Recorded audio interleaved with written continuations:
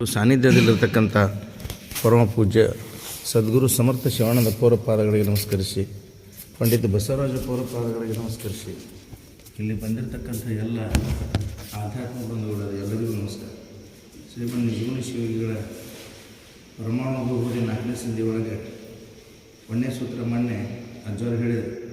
ಗುರು ವಚನವೇ ಶ್ರುತಿ, ಗುರು ವಚನವೇ ಸ್ಮೃತಿ, ಗುರು ವಚನವೇ ಸರ್ವವು ಇನಿಯಳು. ಇವತ್ತು 2ನೇ ಸೂತ್ರ 4ನೇ ಸಂಧಿ ಒಳಗೆ ಹೇಳ್ತಾರೆ, ಶ್ರವಣಾದಿ ಶಬ್ದಾದಿಗಳು ಈ ಕರ್ಮಾದಿ ತ್ರಿವಿಧವು ಅವಗತಿಗಳು ಅರಿಯೇ ಮುಕ್ತಿ. ಪವನಬಹುದು ಶಬ್ದ ಅನುಮಾನ ಅನುಭವವು ಅವಗತಿ ಕ್ರಮದಿಂದ ಅನ್ಯಕ್ಕೆ. ಇವತ್ತಿ ಕೇಳು ಆಧ್ಯಾತ್ಮವೆನಿಪ ನೈಜದಳು ಒಂದೂ ಪವನಿಲ್ಲ ಹರಿದಂದು ದಿಟವಿದೆ. ಗುರುವಾಕ್ಯವೆನಿಸುವ ಶ್ರುತಿ ಕರ್ಮಜ್ಞಾನವು ಆ ಎರಡರ ಮಿಶ್ರ ರೂಪ ಆಗಿರುತ್ತ. ಅವರ ಕಾಂಡತ್ರಯವನ್ನು ಹೊಡೆಯುವುದು ಅವರ ಇರುವನು ತರುಣಿ ನೀನರಿ ಪೇಳುವೆನು ಒಲವಿಂದ.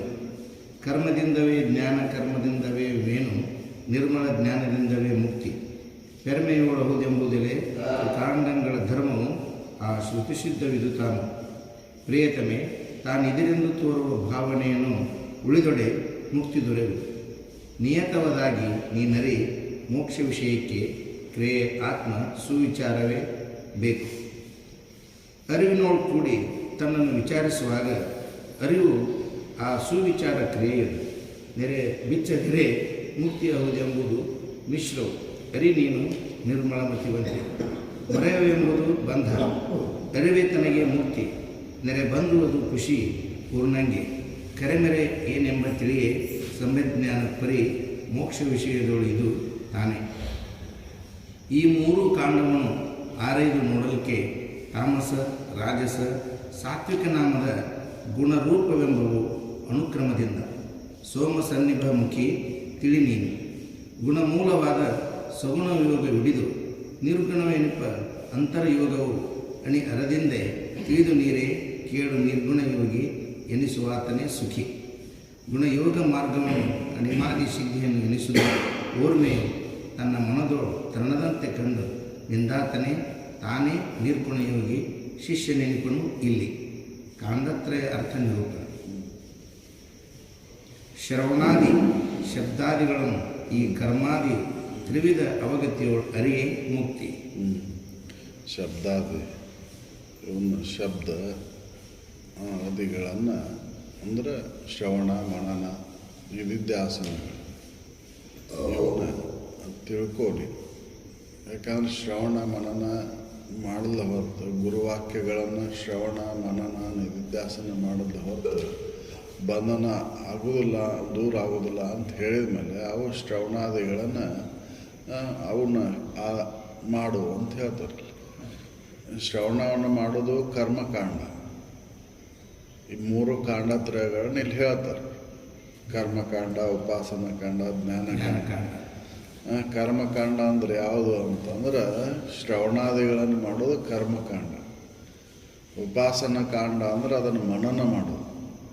ನಿಧಿಧ್ಯಾಸನ ಮಾಡೋದು ಜ್ಞಾನಕಾಂಡ. ಈ ಕಾಂಡತ್ರಯದನ್ನು ಅಭ್ಯಾಸ ಮಾಡಿದಾಗ ಅವಾಗ ಮುಕ್ತಿ ಆಗುತ್ತೆ ಅಂತ ಹೇಳ್ತಾರೆ. ಇವು ತನ್ನನ್ನು ತಾನಿಗೆ ತಿಳ್ಕೊಳ್ಳಿಕ್ಕೆ ಕಾಂಡತ್ರಯಗಳನ್ನು ಹೇಳೋದು ಅಧ್ಯಾತ್ಮದೊಳಗೆ ಸುಳ್ಳೈತಿ.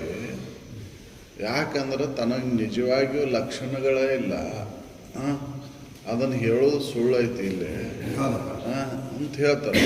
ಹೇಗಪ್ಪ ಸುಳ್ಳು ಅಂತಂದ್ರೆ, ಉದಾಹರಣೆಯಾಗಿ ಮೋಡಗಳಿಂದ ಆವರಣವಾದಂಥ ಸೂರ್ಯನಿಗೆ ಅದು ಗಾಳಿಯಿಂದ ಸೂರ್ಯ ತೋರಲ್ಪಟ್ಟ ಅಂತ ನಾವು ಹೇಳಿದ್ರೆ, ಗಾಳಿಯಿಂದ ಸೂರ್ಯ ತೋರಲ್ಪಡ್ತಾನ ಅಂತಂದ್ರೆ ಅದು ಏನಾಗುತ್ತೆ? ಗಾಳಿ ಏನು ಮಾಡುತ್ತೆ?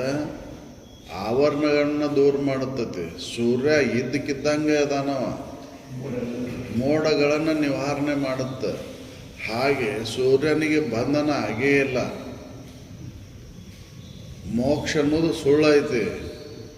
ಬಹುಮಾಲೆಗೆ ಒಳಗಾಗಿ ಸುಳ್ಳು ಅಂತ ಹೇಗೆ ಹೇಳಿದರು, ಹಾಗೆ ಇಲ್ಲಿ ಆ ಮೋಡಗಳಿಂದ ಆವರಣ ಆದಂಥ ಸೂರ್ಯನಿಗೆ ಸೂರ್ಯ ತನ್ನನ್ನು ತಾನ ಪ್ರಕಾಶಿಸಲ್ಪಡ್ತಾನೆ. ತಾನು ಪ್ರಕಾಶಮಾನವನ ಆಗಿದ್ರೂ ಕೂಡ ಆ ಗಾಳಿಯಿಂದ ಹೇಗೆ ಸೂರ್ಯ ತೋರಲ್ಪಡ್ತಾನ ಅಂತೇಳಿ ಹೆಂಗೆ ತಿಳಿಯಲ್ಪಡ್ತೇವೋ ಹಾಗೆ ಇದು ಶ್ರವಣಾದಿಗಳಿಂದ ಅಜ್ಞಾನ ಆವರಣ ವಿಕ್ಷೇಪಗಳು ದೂರ ಆದಾಗ ನನಗೆ ಬಂಧನ ಇಲ್ಲ ಅನ್ನೋದು ಖಾತ್ರಿ ಆಗುತ್ತೆ. ಆದರೆ ನಿಜವಾಗಿಯೂ ಕೂಡ ತನ್ನ ಬಂಧನ ಆಗೇ ಇಲ್ಲ. ಇದನ್ನು ಅಧ್ಯಾತ್ಮದೊಳಗೆ ಹೇಳಲಿಕ್ಕೆ ಬರೋದಿಲ್ಲ. ಆದರೂ ಕೂಡ ಇದನ್ನು ಯಾಕೆ ಹೇಳಿದ್ರು ಅದನ್ನು ತಿಳ್ಕೊಳ್ಳಿ ಅಂತ ಹೇಳಿದ್ರು. ಹೌದಲ್ರಿ? ಸೂರ್ಯನಿಗೆ ಬಂಧನ ಆಗೈತೆ ಅನ್ನುವಂಥ ವಿಚಾರ ಮಾಡಿ ನೋಡಿದ್ರೆ ಬಂಧನ ಆಗಿಲ್ಲ. ಗಾಳಿಯಿಂದ ಸೂರ್ಯ ತೋರಲ್ಪಟ್ಟ ಅಂತಂದ್ರೆ ಇಲ್ಲೇ ಶ್ರವಣದಿಂದ ನನ್ನನ್ನು ಅರುತ್ತೆ ನಾನು ಅಂತಂದ್ರೆ ಸಂಶಯ ಹೋಯ್ತು. ನಾನು ಇದಕ್ಕಿದ್ದಂಗೆ ಏನು ಅನ್ನೋದು ಖಾತ್ರಿ ಆಯಿತು. ನನಗೆ ಬಂಧನ ಆಗಿದ್ದೇ ಇಲ್ಲಲ್ಲ. ಹೌದಲ್ಲ? ಬಂಧನ ಆಗಿದ್ರೆ ನನ್ನ ಇದಕ್ಕಿತ್ತು. ಬಂಧನ ಆಗೇ ಇಲ್ಲ. ಅಜ್ಞಾನ ಆವರಣ ಆಗಿತ್ತು, ಅದಕ್ಕೆ ದುಃಖ ಆಗಿತ್ತು. ಅಜ್ಞಾನ ಆವರಣ ವಿಕ್ಷೇಪಗಳು ದೂರ ಆದಾಗ ನಾ ಇದ್ದಕ್ಕಿದ್ದಂಗೆ ನಾದೇನಿ. ಹೌದಲ್ಲ? ಅಜ್ಞಾನದಿಂದ ಆವರಣ ವಿಕ್ಷೇಪ ದೋಷಗಳು ಬಂದ ಹೊರತಾಗಿ ಅಜ್ಞಾನ ಅಂತಕ್ಕಂಥದ್ದು ಗುರುವಾಕ್ಯಗಳನ್ನು ಶ್ರವಣ ಮಾಡೋದ್ರಿಂದ ಹೊಕ್ಕೈತಿ. ಅದಕ್ಕಿದು ಅಧ್ಯಾತ್ಮದೊಳಗೆ ಹೇಳೋದು ನೈಜ ಆಗೋದಿಲ್ಲ ಅಂತ ಹೇಳ್ತಾರೆ. ಹೌದ? ಶ್ರವಣಾದಿ ಶಬ್ದಾದಿಗಳು ಈ ಕರ್ಮಾದಿ ತ್ರಿವಿಧ ಗತಿಯೋ ಅರಿಯೇ ಮುಕ್ತಿ.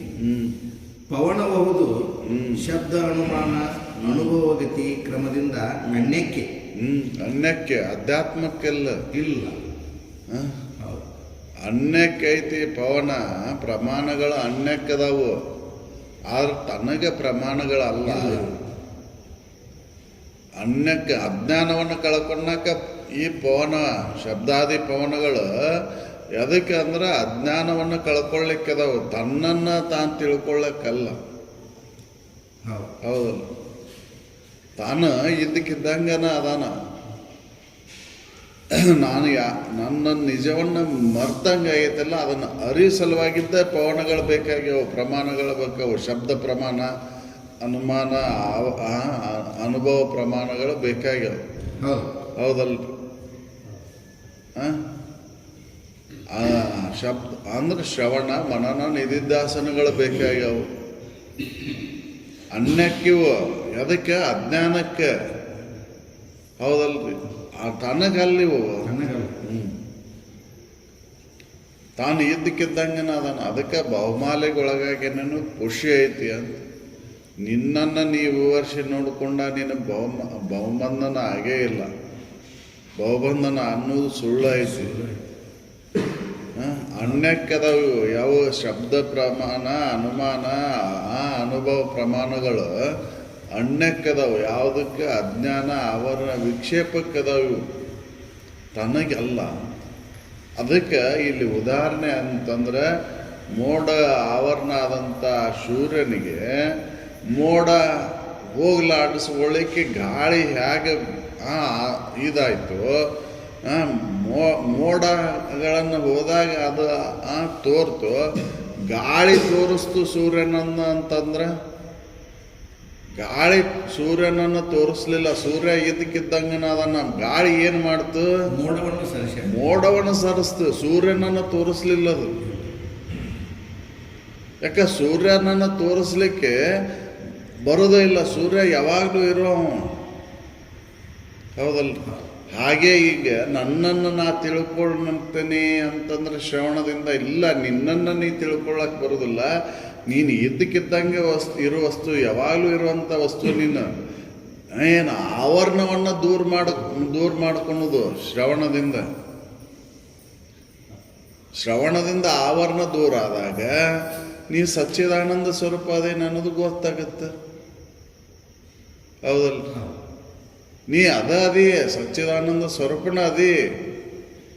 ಈಗೂ ನೀನೇನು ಬದಲಾವಣೆ ಆಗಿಲ್ಲ. ಅಜ್ಞಾನ ಆವರಣಗಳು ಬಂದಾಗ ಏನಾರ ಬದಲಾವಣೆ ಆಗೇನೋ ಅಂತಂದ್ರೆ ಇಲ್ಲ. ಇದ್ದಕ್ಕಿದ್ದಂಗನ ಅದೇ. ಆದ್ರೆ ಈ ಅಜ್ಞಾನ ಆವರಣದಿಂದ ಏನಾಗೈತಿ? ನಾನು ಅಲ್ಲ ಅಂತ ಇದಾಗೈತಿ. ಇದನ್ನು ದೂರ ಸರಿಸ್ಕೊಂಡಾಕ ಏನು ಬೇಕಾಗೈತಿ? ಶ್ರವಣಾದಿಗಳ ಪ್ರಮಾಣ ಬೇಕಾಗೈತಿ. ಶ್ರವಣ ಮನನ ನಿಧಿಧ್ಯಾಸನಗಳೆಂಬತಕ್ಕಂಥ ಪ್ರಮಾಣಗಳು ಬೇಕಾಗ್ಯವು. ಶ್ರವಣದಿಂದ ಸಂಶಯ ಅನುಮಾನ ವಿಪರೀತ ಭಾವನೆಯನ್ನು ತೊಲಗಿಸ್ಲಿಕ್ಕೆ ಬರ್ತೈತಿ. ಅದನ್ನು ಹೇಳ್ತಾರೆ. ಇದನ್ನು ಅನ್ಯಕ್ಕದಾವ ಇವು, ತನಗಲ್ಲ ಅಧ್ಯಾತ್ಮಕ್ಕಲ್ಲ ಇವು ಅಂತ ಹೇಳ್ತಾರೆ ಪ್ರಮಾಣಗಳು. ಪವನಬಹುದು ಶಬ್ದ ಅನುಮಾನ ಅನುಭವಗತಿ ಕ್ರಮದಿಂದ ಅನ್ಯಕ್ಕೆ ಇವತ್ತಿ ಕೇಳು ಆಧ್ಯಾತ್ಮವೆನಿಪ ನೈಜದೊಳು ಒಂದು ಪವನಿಲ್ಲ ಅರಿದಂದು ದಿಟವಿದು. ತಿಳ್ಕೊಂಡು ನೋಡಿದ್ರೆ ಅಧ್ಯಾತ್ಮದಕ್ಕೆ ಯಾವ ಪವನವಿಲ್ಲ, ಪ್ರಮಾಣಗಳಿಲ್ಲ, ಉದಾಹರಣೆಯನ್ನು ಕೊಡ್ಲಿಕ್ಕೆ ಅಂದ್ರೆ ಪ್ರಮಾಣಗಳನ್ನು ಹೇಳಲಿಕ್ಕೆ ಬರೋದಿಲ್ಲ ಇಲ್ಲಿ. ಹೌದಲ್ಲ? ಪ್ರಮಾಣವನ್ನು ಹೇಳಲಿಕ್ಕೆ ಬರೋದಿಲ್ಲ ಅಧ್ಯಾತ್ಮಕ್ಕೆ. ಹೌದಲ್ಲ? ಯಾವುದೇ ಪ್ರಮಾಣಕ್ಕೆ ನಿಲಕಲಾರದದು. ಇಲ್ಲಿ ಪ್ರಮಾಣ ಎದಕ್ಕೈತಿಪ್ಪ ಅಂದ್ರೆ ಅನ್ಯಕ್ಕೈತಿ. ಯಾವುದಕ್ಕಂದ್ರೆ ಆ ಸಂಶಯ ಅಸಂಭಾವ ವಿಪರೀತ ಭಾವಕ್ಕೆ ಇವು ಶ್ರವಣ ಮನನ ನಿಧಿಧ್ಯಾಸಗಳೆಂಬತಕ್ಕಂಥ ಪವನಗಳು. ತನಗೆಲ್ಲ ಪವನ. ಯಾಕಂದ್ರೆ ತನಗೆ ಬಹುಮಾಲ್ಯ ಅನ್ನೋದು ಬಂದೇ ಇಲ್ಲ, ಬಹುಮಾಲ್ಯಗೊಳಗಾಗಿಲ್ಲ. ಮೋಡ ಬಂದಾಗೇನ ಸೂರ್ಯ ಇಲ್ದಂಗಾಗೆ ನಾನು ಅದನ ಸೂರ್ಯನನ್ನ ತೋರಿಸ್ತನು ಗಾಳಿ ಮೋಡವನ್ನು ಸರಿಸ್ತಷ್ಟೇ. ಅದು ಸೂರ್ಯನನ್ನ ತೋರಿಸ್ಲಿಲ್ಲ ಅದು. ಹೌದಲ್ರಿ? ಯಾಕ ಸೂರ್ಯ ಅಡಗಿದ್ದರೆ ತೋರಿಸ್ಬೇಕು. ಸೂರ್ಯ ಎಲ್ಲರ ಅಡಗಿದ್ರೆ ಅವನ್ನ ಕರ್ಕೊಂಡು ಬಂದು ತೋರಿಸ್ಬೇಕಿತ್ತು. ಸೂರ್ಯ ಎಲ್ಲಿ ಹೋಗಿಲ್ಲ, ಅವ ಅಲ್ಲೇ ಅದಾನ. ಹೌದಲ್ಲ? ಸೂರ್ಯ ಬೇರೆ ಕಡೆ ಎಲ್ಲಿ ಸ್ಥಾನ ಪಲ್ಲಟ ಆಗಿಲ್ಲ.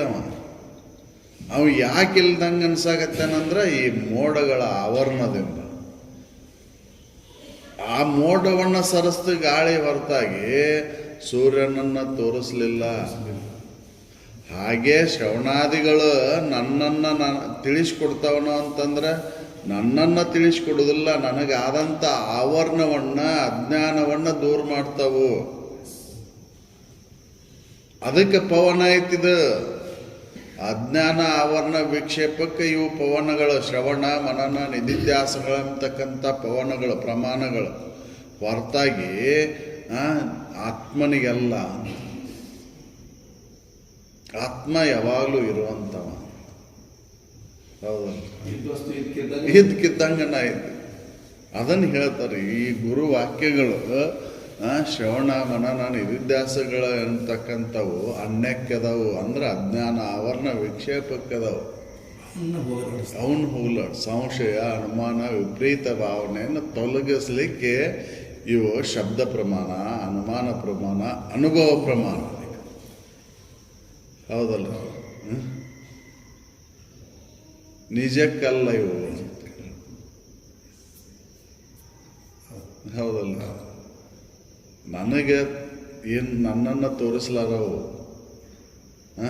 ಆವರಣವನ್ನು ನಿವಾರಣೆ ಮಾಡ್ತಾವು, ಮುಸುಕನ್ನು ಸರಿಸ್ತಾವು, ಪರದೆಯನ್ನು ಸರಿಸ್ತಾವು.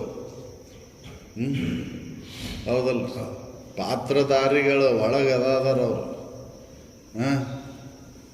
ಪರದೆ ಎಳೆದಿದ್ದಕ್ಕೆ ಒಳಗೆ ಆ ನಾಟಕದ ರಂಗದೊಳಗಿದ್ದಂಥವು ಏನೂ ಕಾಣೋದಿಲ್ಲ. ಪರದೆ ಸರಿಸ್ಬೇಕಾಗೈತಿ. ಪರದೆ ಸರಿಸಾಕಿ ಈ ಕರ್ಮ ಉಪಾಸನ ಕಾಂಡ ಜ್ಞಾನ ಕಾಂಡಗಳು ಬೇಕಾಗಿ. ಹೌದಲ್ಲ? ಅದನ್ನು ಹೇಳ್ತಾರ ಇವಕ್ಕೆ ಕಾಂಡತ್ರಯಗಳು. ಕರ್ಮಕಾಂಡ ಅಂದ್ರೆ ಶ್ರವಣವನ್ನು ಮಾಡೋದು, ಉಪಾಸನ ಕಾಂಡ ಅಂದ್ರೆ ಮನನ, ಜ್ಞಾನ ಕಾಂಡ ಅಂದ್ರೆ ನಿಧಿಧ್ಯಾಸನ. ಇವು ಕಾಂಡತ್ರಯಗಳು ಅಂತ ಹೇಳ್ತಾರೆ.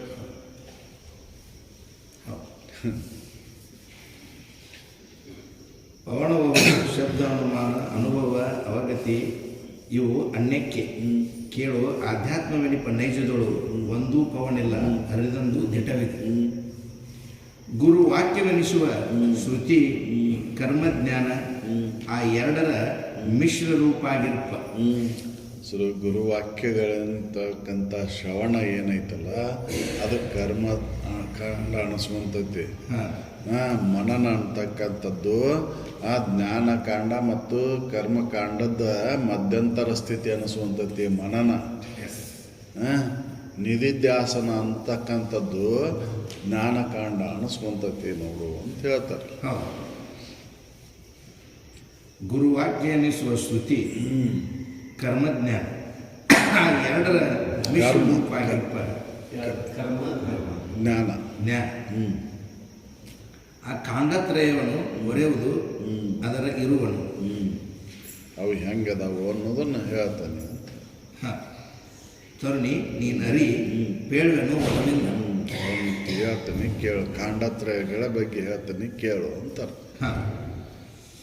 ಕರ್ಮದಿಂದವೇ ಜ್ಞಾನ ಕರ್ಮದಿಂದವೇ ಮೇನು ನಿರ್ಮಲ ಜ್ಞಾನದಿಂದವೇ ಮುಕ್ತಿ. ಕರ್ಮದಿಂದನ ಜ್ಞಾನದಿಂದ ಕರ್ಮ ಮತ್ತು ಜ್ಞಾನದಿಂದನ ಮುಕ್ತಿ ಐತಿ. ಯಾವ ಕರ್ಮ? ಶ್ರವಣ ಎಂಬತಕ್ಕಂಥ ಕರ್ಮದಿಂದ ಈ ಅಜ್ಞಾನ ಆವರಣ ಹೊಕ್ಕೈತಿ. ಹೌದಲ್ಲ? ಕರ್ಮ ಅಂದ್ರೆ ಈ ಕರ್ಮ ಹೇಳಿಲ್ಲ, ಈ ಕರ್ಮದಿಂದ ಮುಕ್ತಿ ಆಕ್ಕೈತಿ ಅಂತ ಹೇಳಿಲ್ಲ ಅವರು. ಶ್ರವಣ ಎಂಬತಕ್ಕಂಥ ಕರ್ಮದಿಂದ ಮುಕ್ತಿ ಐತಿ. ಕರ್ಮ ಮತ್ತು ಜ್ಞಾನ ಅಂದ್ರೆ ಎರಡು ಮಿಶ್ರಣ ಆದಂಥದ್ದು ಉಪಾಸನ ಕಾಂಡ. ಈ ಉಪಾಸನ ಕಾಂಡದಿಂದನೂ ಮುಕ್ತಿ ಐತಿ, ಅಂದ್ರೆ ಮನನದಿಂದನೂ ಮುಕ್ತಿ ಐತಿ. ಜ್ಞಾನಕಾಂಡ ಅಂತಂದ್ರೆ ನಿಧಿಧ್ಯಾಸನದಿಂದ ಅದರಿಂದನೂ ಮುಕ್ತಿ ಐತಿ ಅಂತ ಹೇಳ್ತಾರೆ.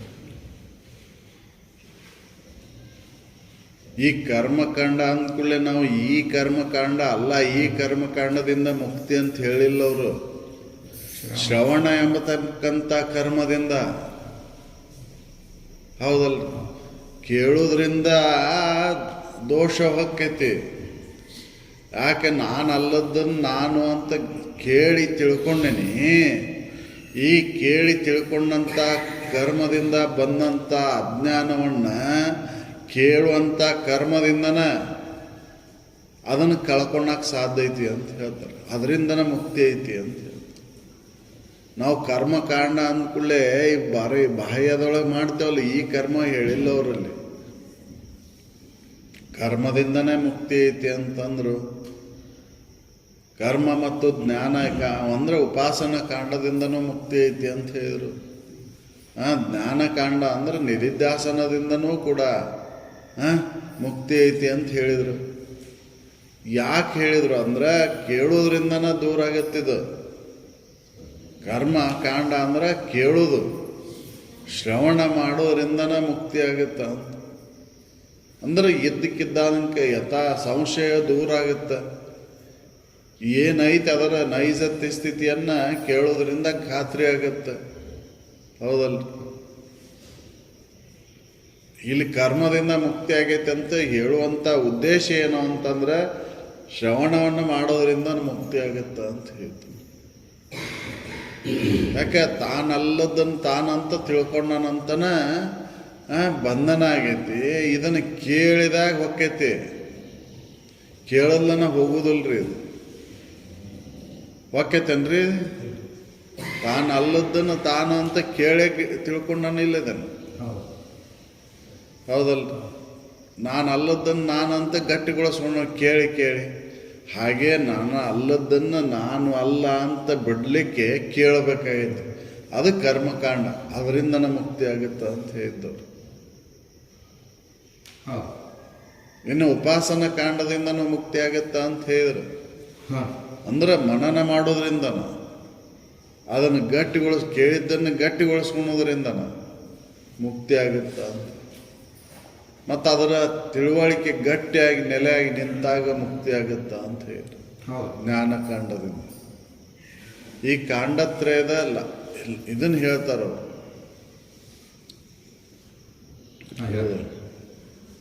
ಕರ್ಮದಿಂದವೇ ಜ್ಞಾನ, ಕರ್ಮದಿಂದವೇ ಮೇನು, ನಿರ್ಮಲ ಜ್ಞಾನದಿಂದವೇ ಮುಕ್ತಿ. ಪೆರ್ಮೆಯೊಳು ಹೌದು ಎಂಬುದಲೇ ಈ ಕಾಂಡಗಳ ಧರ್ಮವು ಆ ಶ್ರುತಿ ಸಿದ್ಧವಿದು. ಇದು ಶ್ರುತಿ ಸಿದ್ಧ ಐತಿದ್ದು. ಶ್ರವಣದಿಂದನ ಬಂಧನ ಅಳಿತೈತಿ ಅಂತ ಹೇಳಿದ್ದು. ಶ್ರವಣನ ಲೋಕೋತ್ತರ ಸಾಧನ ಅಂತ ಹೇಳಿದ್ದು. ಹೌದಲ್ಲ? ಕೇಳೋದ್ರಿಂದನ ಇದು ದೂರ ಆಕೈತಿ, ಸಂಶಯ ದೂರ ಆಕೈತಿ. ಹೌದಲ್ರಿ? ಕೇಳಲ್ಲನ ಹಂಗೆ ಸಂಶಯ ಹೋಗುವುದಿಲ್ಲ. ಸಂಶಯ ಹೋಗ್ಬೇಕಂದ್ರೆ ಕೇಳಬೇಕ. ಅದಕ್ಕೆ ನೆರೆ ಕೇಳು ಅಂತ ಹೇಳಿದ್ದವರು. ಇದು ಕರ್ಮಕಾಂಡ, ಕೇಳುವುದು ಕರ್ಮಕಾಂಡ. ಹೌದಲ್ರಿ? ಕೇಳುವುದು ಇದು ಕರ್ಮಕಾಂಡ. ಹೌದಲ್ರಿ? ಇದು ನಾವು ಮಾಡ್ತಕ್ಕಂಥ ಬಾಹ್ಯ ಕರ್ಮ ಏನೈತಲ್ಲ, ಧೂಪ ಹಾಕೋದು, ದೀಪ ಬೆಳಗುದು, ಇದು ಈ ಕರ್ಮ ಹೇಳಿಲ್ಲ ಅವರು. ಕೇಳುವುದಕ್ಕೆ ಕರ್ಮಕಾಂಡ ಅಂತಂದ್ರು ಅವರು. ಕೇಳುವಲ್ಲೇ ಕ್ರಿಯೆ ಐತಂತ ತಿಳ್ಕೊಂಡ ಕರ್ಮ ಅಂತ ಹೇಳಿದವರು. ಹೌದಲ್ಲ? ಕೇಳುವುದು ಒಂದು ಕ್ರಿಯೆ, ಇದು ಕರ್ಮ. ಹೌದಲ್ಲ? ಈ ಕರ್ಮಕಾಂಡದಿಂದನ ಮುಕ್ತಿ ಆಗತ್ತ ಅಂತ ಹೇಳಿದ್ದವರು. ಹೌದಲ್ಲ? ಈ ಕೇಳಲಿಲ್ಲ ಅಂದ್ರೆ ಮುಕ್ತಿನ ಆಗುವುದಿಲ್ಲ. ಕರ್ಮ ಮಾಡಲಿಲ್ಲ ಅಂದ್ರೆ ಮುಕ್ತಿನ ಆಗುವುದಿಲ್ಲ. ಹೌದಲ್ಲ?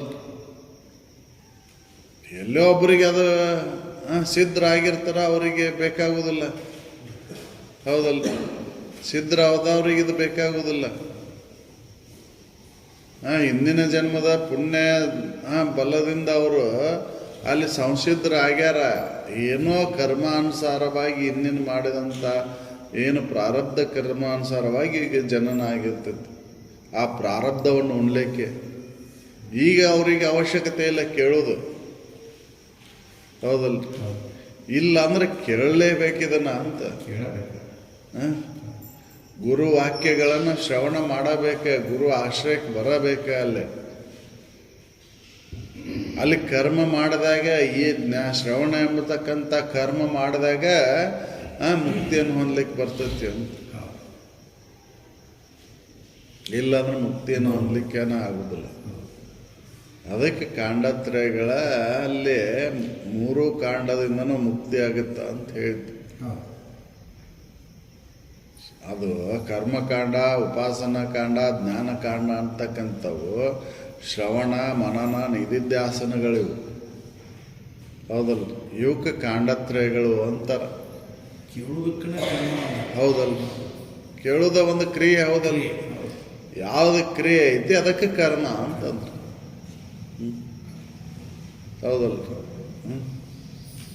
ಜ್ಞಾನೇಂದ್ರಿಯಗಳಿಂದ ಒಡಗೂಡಿ ಮಾಡ್ತಕ್ಕಂಥದ್ದು ಏನೈತಲ್ಲ ಅದು ಕರ್ಮಕಾಂಡ. ಜ್ಞಾನೇಂದ್ರಿಯ ಮತ್ತು ಮನಸ್ಸಿನ ಒಡಗೂಡ್ಕೊಂಡು ಮಾಡೋದಿಲ್ಲ, ಅದು ಕರ್ಮಕಾಂಡ. ಮನಸ್ಸಿನಿಂದ ಮಾಡೋದು ಅದು ಉಪಾಸನಾ ಕಾಂಡ. ಹೌದಲ್ಲ? ಬುದ್ಧಿಯಿಂದ ನಿಶ್ಚಯಿಸಲ್ಪಡ್ಕೋದು ಅದು ಜ್ಞಾನಕಾಂಡ. ಹೌದಲ್ಲ? ಈ ಕಾಂಡತ್ರಯಗಳನ್ನ ಇಂದ ಮುಕ್ತಿ ಆಗುತ್ತ ಅಂತ ಹೇಳ್ತಾರೆ. ನಾವು ಈ ಶ್ರವಣ ಎಂಬತಕ್ಕಂಥದ್ದು ಮನಸ್ಸು ಮತ್ತು ಜ್ಞಾನೇಂದ್ರಿಯಗಳಿಂದ ಕೂಡ್ಕೊಂಡು. ಹೌದಲ್ಲ? ಇಲ್ಲಿ ಮನಸ್ಸು ಒಂದೇ ಇದ್ರೆ ಆಗುವುದಿಲ್ಲ ಇದು ಕರ್ಮ. ಹೌದಲ್ಲ? ಕಿವಿ ಕೇಳಾಕತ್ತೈತಂದ್ರೆ ಮನಸ್ಸಲ್ಲಿಲ್ಲ ಅಂತಂದ್ರೆ ಕರ್ಮ ಅನಿಸ್ಕೊಳೋದಿಲ್ಲ ಅದು. ಹೌದಲ್ಲ? ಅದಕ್ಕೆ ಶ್ರವಣ ಆಗ್ಬೇಕಂದ್ರೆ ಅಂತಃಕರಣ ಅಲ್ಲಿ ಇರಬೇಕು ಅಂತ, ಮನಸ್ಸು ಇರಬೇಕು ಅಂತ. ಮನಸ್ಸನ್ನು ಕೊಟ್ಟು ಕೇಳಿದಾಗ, ಮನಸ್ಸು ಕೊಟ್ಟು ಕೇಳಿದಾಗ ಶ್ರವಣ ಆಗುತ್ತೆ. ಹೌದಲ್ಲ? ಹೌದು, ಮನಸ್ಸು ಐತಿ ಆದರೆ ಕಿವಿ ಕೇಳೋದಿಲ್ಲ ಅಂತಂದ್ರೆ ಶ್ರವಣ ಆಗೋದಿಲ್ಲ ಅದು. ಹೌದಲ್ಲ? ಕೇಳಾಕತ್ತೀವಿ ಮನಸ್ಸಿರಲ್ಲ ಅಂದ್ರೆ. ಮನಸ್ಸಿಲ್ಲ ಅಂದ್ರೆ ಅದು ಶ್ರವಣ ಆಗುದಿಲ್ಲ. ಹೌದಲ್ಲ? ಅದಕ್ಕೆ ಕರ್ಮ ನಡಿಬೇಕಂದ್ರೆ ಮನಸ್ಸು ಮತ್ತು ಜ್ಞಾನೇಂದ್ರಿಯಗಳನ್ನ ಒಡಗೂಡಿದಾಗ ಎರಡೂ ಕೂಡ್ಕೊಂಡಾಗ ಅದಕ್ಕೆ ಕರ್ಮ ಅನಿಸ್ಕೊಂತತಿ. ಹೌದಲ್ಲ? ಕರ್ಮೇಂದ್ರಿಯಗಳು ಕೂಡಿದಾಗ ಬಾಹ್ಯ ಕರ್ಮಗಳ, ಕರ್ಮೇಂದ್ರಿಯ ಕೂಡಿದಾಗ ಅಂತರೇಂದ್ರಿಯ. ಹೌದಲ್ಲ? ಮನಸ್ಸಿಲ್ದ ನೀನು ಈ ಶ್ರವಣವನ್ನು ಕೇಳಲಿಕ್ಕೆ ಆಗೋದಿಲ್ಲ. ಅದಕ್ಕೆ ಅವ್ರು ಹೇಳ್ತಾರೆ ಕರ್ಮಕಾಂಡ ಯಾವಾಗ ಅಂತಂದ್ರೆ ಶ್ರವಣವನ್ನು ಮಾಡೋದ್ರಿಂದ ಕರ್ಮಕಾಂಡ. ಮನನ ಮನಸ್ಸಿನಿಂದ ಒಡಗೂಡಿ ಮಾಡ್ತಕ್ಕಂಥದ್ದು ಉಪಾಸನಾ ಕಾಂಡ, ಮನನ. ಹೌದು. ಇದು ಮತ್ತು ಬುದ್ಧಿಯಿಂದ ನಿಶ್ಚಯಿಸಲ್ಪಡುವುದು ಅದು ಜ್ಞಾನಕಾಂಡ. ಇದರಿಂದ ಮುಕ್ತಿ ಆಗುತ್ತ ಅಂತ ಹೇಳ್ತಾರೆ. ಕರ್ಮಕಾಂಡ, ಉಪಾಸನಾ ಕಾಂಡ, ಜ್ಞಾನ.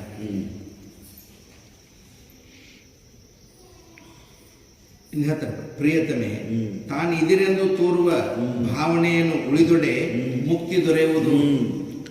ನಾನು ಬೇರೆ ಆಗೇನೇನೆ, ನಾನು ಸಾಕ್ಷಿ ಅದೇನೆ, ಇದನ್ನು ತೋರ್ತಕ್ಕಂಥದ್ದು ನಾನಲ್ಲ ಅಂತ ಕೇಳಿದ ತಕ್ಷಣ ಮುಕ್ತಿ ಐತಿ ಅಂತ ಹೇಳ್ತಾರೆ.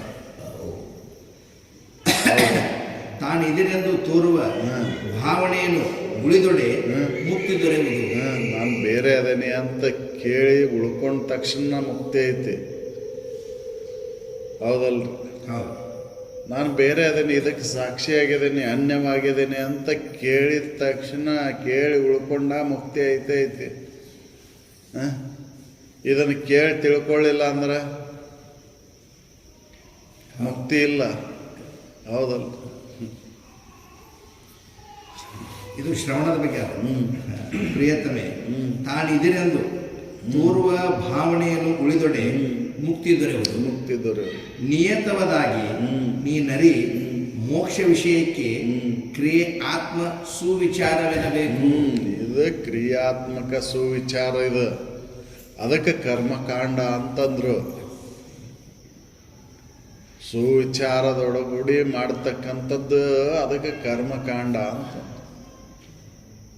ಹೌದಲ್ಲ? ಶ್ರವಣ. ತಾನಿದಿರೆಂದು ತೋರುವ ಭಾವನೆಯನ್ನು ಉಳಿದೊಡೆ ಮುಕ್ತಿ ದೊರೆಯುವುದು. ನಿಯತವಾದಾಗಿ ನಿಯಮದಿಂದ ಇದನ್ನು ತಿಳ್ಕೊ. ನೀನು ಇದನ್ನು ತಿಳಿ. ಕ್ರಿಯಾತ್ಮಕವಾಗಿರೋದ ಆತ್ಮ ಐತಿ. ಹೌದಲ್ಲ? ಅದ ನಿಜ ಐತಿ. ಅದರಿಂದ ಮೋಕ್ಷ ಐತಿ. ಹೌದಲ್ಲ? ಇಲ್ಲಿ ಸಂಶಯ ಆಕೈತಿ, ಕೇಳೋದ್ರಿಂದ ಸಂಶಯ ಆಕೈತಿ, ಅದರಿಂದ ಮುಕ್ತಿ ಐತಿ. ಹೌದಲ್ಲ?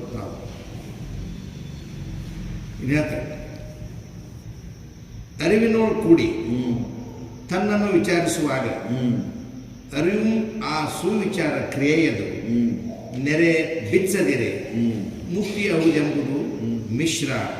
ಅರಿ ನೀನು ನಿರ್ಮಲ ಮತಿವಂತೆ. ಇಲ್ಲೇ ಮನನ.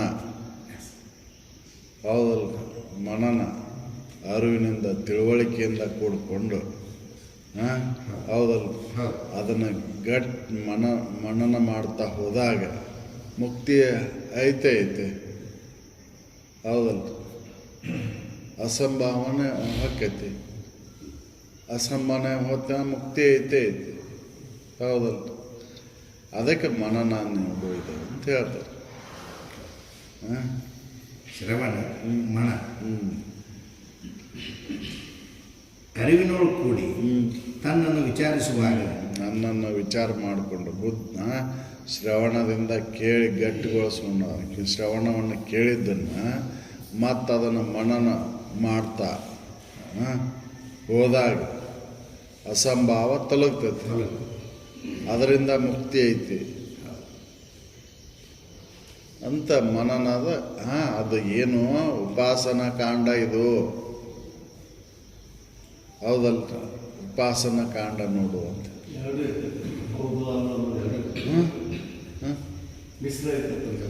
ಮಿಶ್ರ ಅಂದ್ರೆ ಅದೇ ಕರ್ಮ ಮತ್ತು ಜ್ಞಾನ ಎರಡೂ ಐತಿಲ್ಲೇ, ಎರಡೂ ನಡೆದೈತಿಲ್ಲೇ. ಉಪಾಸನ ಕಾರಣದೊಳಗೆ ಎರಡೂ ನಡೆದೈತಿಲ್ಲೇ. ಕೇಳಿದ್ದನ್ನ ಮತ್ತ ಮನನ ಮಾಡಾಕತ್ತೇನೆ, ಅದಕ್ಕೆ ಮಿಶ್ರ ಐತಿ ಅಂತ ಹೇಳಿದ್ದವ್ರು. ಎಸ್ ಮಿಶ್ರ ಇರೋದು ಉಪಾಸನ ಕಾಂಡ, ಹೌದಲ್ಲ? ಹೌದು. ಅಲ್ಲಿ ಕರ್ಮದಿಂದ ಕೇಳಿದ್ದನ್ನ ಅದನ್ನು ಮತ್ತೆ ಸ್ಮರಣೆಯನ್ನು ಮಾಡ್ತಕ್ಕಂಥ ಕ್ರಿಯೆ ನಡೆದೈತಲ್ಲ, ಅದಕ್ಕೆ ಉಪಾಸನ ಅಂತಂದ್ರು. ಹೌದಲ್ಲ? ಅದು ಗಟ್ಟಿಗೊಂಡಾಗ ಜ್ಞಾನಕಾಂಡ ಅಂತ. ಇದು ಮಧ್ಯಂತರದ ಸ್ಥಿತಿ. ಉಪಾಸನ ಕಾಂಡ ಅನ್ನೋದು ಕರ್ಮ ಮತ್ತು ಜ್ಞಾನದ ಮಧ್ಯಂತರದ ಇದು ಕಾರ್ಯ ಇದು, ಹೌದಲ್ಲ? ಮಧ್ಯಂತರದ ಕಾರ್ಯ ಇದು ಉಪಾಸನ ಕಾಂಡ ಅನ್ನೋದು. ಹೌದು. ಅಂದ್ರೆ ಮನನ ಮನ ಮನನ ಅಂತಕ್ಕಂಥದ್ದು ಉಪಾಸನ ಕಾಂಡ, ಹೌದಲ್ಲ? ಅದಕ್ಕೆ ಇಲ್ಲಿ ಅವ್ರು ಹೇಳ್ತಾರೆ, ಮನನ ಹೆಂಗ ನಡೆದೈತದು? ಅರಿವಿನಿಂದ ಕೂಡಿಕೊಂಡು. ಅಂದ್ರೆ ಕೇಳಿದ್ದನ್ನ ಕೇಳಿದಾಗ ಅಲ್ಲೇ ನಾನು ಇದಕ್ಕೆ ಇದರದೀನಿ, ನಾನು ಇದಕ್ಕೆ ಸಾಕ್ಷಿ ಅದೀನಿ ಅನ್ನುವಂಥದ್ದನ್ನು ಕೇಳಿದೆ. ಕೇಳಿದ್ದನ್ನು ಒಡಗೂಡಿಕೊಂಡು ಅದನ್ನು ಮನನ ಮಾಡ್ತಾ ಹೋಗೋದಕ್ಕೆ ಅದಕ್ಕೆ ಮಧ್ಯಂತರದ ಕ್ರಿಯೆ ಅಂತ ಹೇಳಿದ್ರು. ಅದಕ್ಕೆ ಉಪಾಸನ ಕಾಂಡ ಅಂತ ಹೇಳಿದರು. ಇದರಿಂದನ ಮುಕ್ತಿ ಐತಿ ಅಂತ ಹೇಳಿದ್ರು, ಹೌದಲ್ಲ? ಅರಿವಿನೋಳು ಕೂಡಿ ತನ್ನನ್ನು ವಿಚಾರಿಸುವಾಗ ಅರಿವು ಆ ಸುವಿಚಾರ ಕ್ರಿಯೆ. ಅರಿವು ಅಂತ ಸುವಿಚಾರ ಕ್ರಿಯೆ ಏನೈತಲ್ಲ, ಅದಕ್ಕೆ ಮಧ್ಯಂತರದ ಇದು, ಅದಕ್ಕೆ ಉಪಾಸನ ಕಾಂಡ ಅಂತ. ಆ ಸುವಿಚಾರ ಕ್ರಿಯೆಯದು ನೆರೆ ಬಿಚ್ಚದಿರೆ ಮುಕ್ತಿ ಆಗುವುದೆಂಬುದು ಮಿಶ್ರ. ಹರಿ ನೀನು ನಿರ್ಮಲತೆ. ಅದು ಮಿಶ್ರ ಐತಿ. ಜ್ಞಾನ ಮತ್ತು ಕರ್ಮದ ಮಧ್ಯಂತರದ್ದು ಉಪಾಸನ ಕಾಂಡ. ಇನ್ನು ಹೇಳ್ತಾರೆ, ಮರವೆ ಎಂಬುದು ಬಂಧ. ಮರೆ ಎಂಬುದು ಬಂಧ, ಹೌದಲ್? ಅರಿವೇ ತನಗೆ ಮುಕ್ತಿ. ಮರವೆ ಅನ್ನತಕ್ಕಂಥದ್ದು ಬಂಧನ, ಅರಿವು ಅನ್ನತಕ್ಕಂಥದ್ದು ಮುಕ್ತಿ. ತಿಳುವಳಿಕೆ ಅಂತಕ್ಕಂಥದ್ದು ಮುಕ್ತಿ. ಇಲ್ಲಿ ತಿಳುವಳಿಕೆ ಮಾಡಿಕೊಂಡಾಗ ಮುಕ್ತಿ ಐತಿ. ಅಂದ್ರೆ ಜ್ಞಾನಕಾಂಡ, ನಿಧಿಧ್ಯಾಸನ, ಹೌದಲ್ಲ? ಮರ್ತಾಗ ಬಂಧನ ಆಗೈತಿ, ಅರ್ಥ ಮೇಲೆ ಬಿಡುಗಡೆ ಆಗೈತಿ. ಹೌದಲ್ಲ? ನಿಜವಾಗಿ ನೋಡಿದ್ರೆ ಬಂಧನ ಆಗೇ ಇಲ್ಲ. ಖರೆ ಇದು ಎದಕ್ಕೆ ಬಂಧನ ಆಗೈತೆ ಅನ್ಸಾಗತೈತಿ? ಅರಿವಿಲ್ಲದಕ್ಕೆ. ಅರಿವಿಲ್ಲದಕ್ಕೆ ಬಂಧನ ಆಗೈತೆ ಅನ್ಸಾಕತೈತಿ. ಅರ್ತಾಗ ಬಿಡುಗಡೆ ಐತಿ. ಮರತಾಗ ಬಂಧ. ನಿಜವಾಗಿ ನೋಡಿದ್ರೆ, ಅಧ್ಯಾತ್ಮದೊಳಗೆ ನೋಡಿದ್ರೆ ಬಂಧನ ಆಗೈತೇನೋ ಅಂತಂದ್ರೆ ಇಲ್ಲ ಇಲ್ಲ, ಹೌದಲ್ಲ? ಬಂಧನ ಆಗೇ ಇಲ್ಲ. ಆದ್ರೆ ಮರವೇ ಕಾರಣದಿಂದ ಬಂಧನ ಆಗೈತಿ. ಆ ಮರವೇ ಅಂತಕ್ಕಂಥದ್ದು ಅರಿವಿನ ಮುಖಲ್ಲಕ ಹೋಯ್ತಂದ್ರೆ ಬಂಧನ ಇಲ್ಲ ಇಲ್ಲ. ಅದಕ್ಕೆ ಅರಿವು ಅಂತಕ್ಕಂಥದ್ದು ಮೋಕ್ಷ, ಮರೆತಿದ್ದು ಬಂಧನ ಅಂತ, ಹೌದಲ್ಲ? ಅರಿವು ಬಿಡುಗಡೆ ಕಾರಣ ಆದ್ರೆ ಮರವೇ ಬಂಧನಕ್ಕೆ ಕಾರಣ ಆಗೈತಿ, ಹೌದಲ್ಲ? ನಿಜವಾಗಿ ನೋಡಿದ್ರೆ ನೀನು ಬಂಧನ ಇಲ್ಲ ಇಲ್ಲ. ಇದು ಅಧ್ಯಾತ್ಮದೊಳಗೆ. ಅಜ್ಞಾನದೊಳಗೆ ಇದು ಬಂಧನ. ತಿಳಿದಾಗ ಬಂಧನ ಇಲ್ಲ, ತಿಳಿಲಾರ್ದ ಬಂಧನ. ಆ ತಿಳುವಳಿಕೆ ಮಾಡ್ಕೊಳೋದಕ್ಕೆ ಕರ್ಮಕಾಂಡ ಅಂತಂದ್ರು. ಅದಕ್ಕೆ ಅದನ್ನು ಗಟ್ಟಿಗೊಳಿಸೋದಕ್ಕೆ ಮನನ ಮಾಡೋದಕ್ಕೆ ಉಪಾಸನ ಕಾಂಡ ಅಂದರು. ಅದನ್ನು ಗಟ್ಟಿಗೊಳಿಸೋದಕ್ಕೆ ನಿಧಿಧ್ಯಾಸನದೊಳಗೆ ಅದಕ್ಕೆ ಜ್ಞಾನಕಾಂಡ ಅಂತಂದ್ರು. ಈ ಕಾಂಡತ್ರಯಗಳನ್ನು ಇಲ್ಲಿ ಹೇಳ್ತಾರೆ. ಇವಕ್ಕೆ ಅನ್ಯದಕ್ಕೆ ಪ್ರಮಾಣಗಳು ಅಂದರೆ ಅಜ್ಞಾನಕ್ಕೆ ಪ್ರಮಾಣಗಳಿವು, ಅಧ್ಯಾತ್ಮಕ್ಕಲ್ಲ ಅಂತ, ನಿಜಕ್ಕಲ್ಲ ಇವು. ಯಾಕೆ ನಿಜಕ್ಕೆ ಯಾವ ಲಕ್ಷಣನೂ ಇಲ್ಲ ಅಲ್ಲಿ. ಅದನ್ನು ಮುಂದೆ ಹೇಳ್ತಾರ, ನಿಜದೊಳಗೆ ಯಾವ ಲಕ್ಷಣ ಇಲ್ಲ ಅದಕ್ಕೆ, ಅತಿ ಸೂಕ್ಷ್ಮ. ಅದನ್ನು ಹೇಳಲಿಕ್ಕೆ ಬರೋದಿಲ್ಲ. ಅದಕ್ಕೆ ಉದಾಹರಣೆ, ಸೂರ್ಯನನ್ನ ಗಾಳಿ ತೋರಿಸ್ಲಿಲ್ಲ, ಅದು ಮೋಡವನ್ನು ಸರಿಸ್ತದ. ಸೂರ್ಯ ಇಲ್ದಂಗೆ ಆಗಿದ್ದಿಲ್ಲ, ಅವ ಇದ್ದವ. ಮೋಡ ಆವರಣ ಆದರೂ ಕೂಡ ಸೂರ್ಯ ಇದ್ದ. ಗಾಳಿಯಿಂದ ಸೂರ್ಯ ತೋರಲ್ಪಟ್ಟ ಅಂತಂದ್ರೆ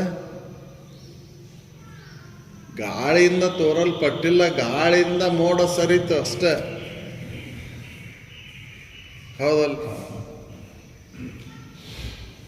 ಮೋಡ ಸೂರ್ಯನನ್ನು ಏನು ಬಂಧನ ಮಾಡಿದ್ದಿಲ್ಲ, ಆವರಣ ಮಾಡಿತ್ತು, ಆವರಣ ಆಗಿತ್ತು. ಹಾಗೆ ನೀನು ಅಜ್ಞಾನ ಅಂತಕ್ಕಂಥದ್ದು ನಿನಗೆ ಆವರಣ ಆಗೈತಿ.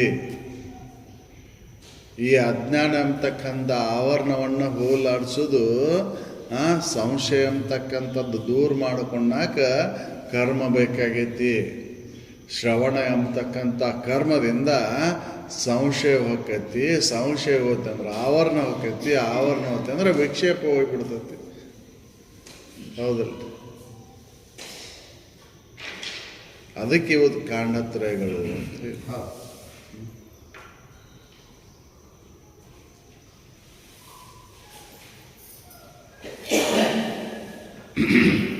ಅರಿವಿನೋಳು ಕೂಡಿ ತನ್ನನ್ನು ವಿಚಾರಿಸುವಾಗ ಅರಿವು ಆ ಸುವಿಚಾರ ಕ್ರಿಯೆಯದು ನೆರೆ ಬಿಚ್ಚದರೆ ಮುಕ್ತಿಯವದೆಂಬುದು ಮಿಶ್ರ.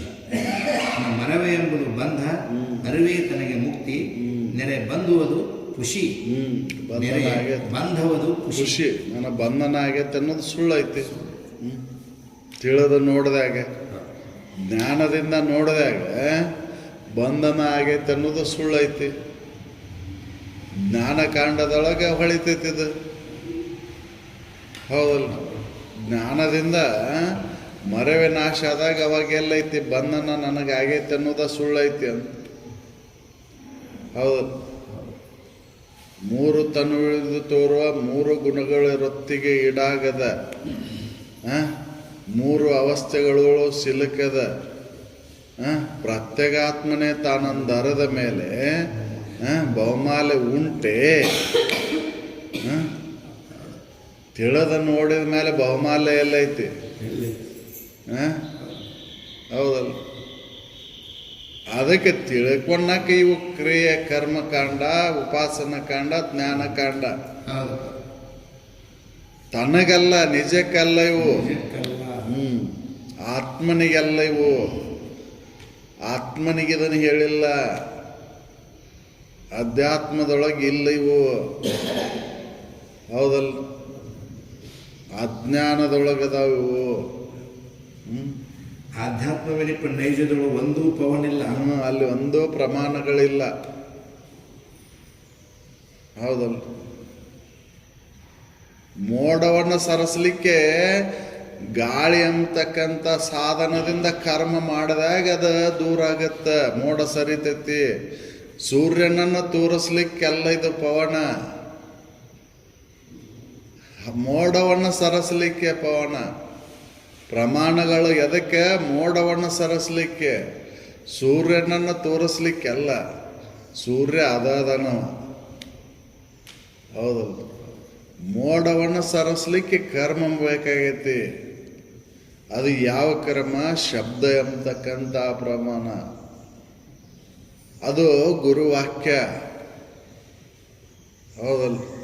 ಅದ ಶ್ರವಣ ಅಂತ ಹೇಳಿ, ಅದು ಕರ್ಮಕಾಂಡ. ಅದನ್ನು ಮನನ ಮಾಡೋದು ಉಪಾಸನ ಕಾಂಡ, ಅದನ್ನು ನಿಧಿಧ್ಯಾಸನ ಮಾಡೋದು ಜ್ಞಾನಕಾಂಡ. ಹೌದಲ್ಲ?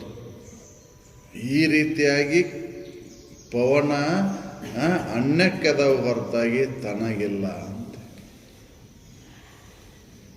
ತನ ಪ್ರಮಾಣಗಳಿಲ್ಲ, ನಿಜಕ್ಕೆ ಪ್ರಮಾಣಗಳಿಲ್ಲ. ಹೌದಲ್ಲ, ಪ್ರಮಾಣಗಳನ್ನು ಅಲ್ಲಿ ಹೇಳುವುದಿಲ್ಲ. ಪ್ರಮಾಣ ಎದಕ್ಕೆ ಬೇಕಾಗ್ಯಾವ ಅಂದ್ರೆ ಸಂಶಯ, ಅಸಂಭಾವ, ವಿಪರೀತ ಭಾವವನ್ನು ತೊಲಗಿಸ್ಲಿಕ್ಕೆ ಇವು ಕರ್ಮಕಾಂಡ, ಉಪಾಸನ ಕಾಂಡ, ಜ್ಞಾನಕಾಂಡಗಳು ಬೇಕಾವೆ. ಶ್ರವಣ, ಮನನ, ನಿಧಿಧ್ಯಾಸನಗಳು ಬೇಕಾವೆ. ಇದರಿಂದ ನಾ ಮುಕ್ತದೇನೆ ಅಂತ ತಿಳ್ಕೊಳಕ್ಕೆ ಬರ್ತದೆ. ನನಗೆ ಬಂಧನನ ಆಗಿಲ್ಲ, ಬಂಧನ ಮೊದಲೇಕ್ಕೂ ಇಲ್ಲ, ಕೊನೆಗೂ ಇಲ್ಲ.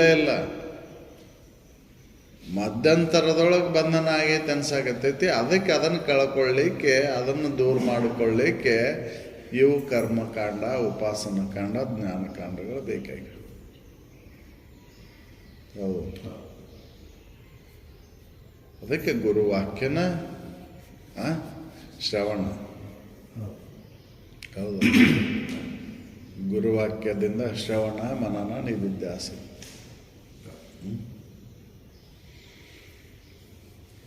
ಮರವೆ ಎಂಬುದು ಬಂಧ, ಅರಿವೇ ತನಗೆ ಮುಕ್ತಿ, ನೆರೆ ಬಂಧುವುದು ಖುಷಿ ಪೂರ್ಣಂಗೆ. ಪೂರ್ಣನಿಗಿಲ್ಲ ಇಲ್ಲ. ಕರೆಮರೆ ಏನೆಂಬ ತಿಳಿವೆ ಸಮ್ಮಜ್ಞಾನ, ಬರೀ ಮೋಕ್ಷ ವಿಷಯದೊಳಿದು ತಾನೆ. ಕರೆ ಮರೆ ಅಂದ್ರೆ ಅಜ್ಞಾನ ಆವರಣಗಳು, ಅರಿವು ಮರೆವುಗಳು. ಹೌದಲ್ಲ, ಬೆಳಕು ಕತ್ತಲಗಳು. ಹೌದಲ್ಲ. ಏನ್ರಿ?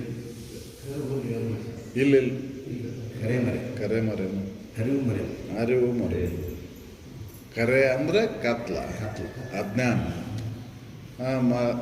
ಹೌದಲ್ಲ, ಅದನ್ನು ಅರಿಯೋದು.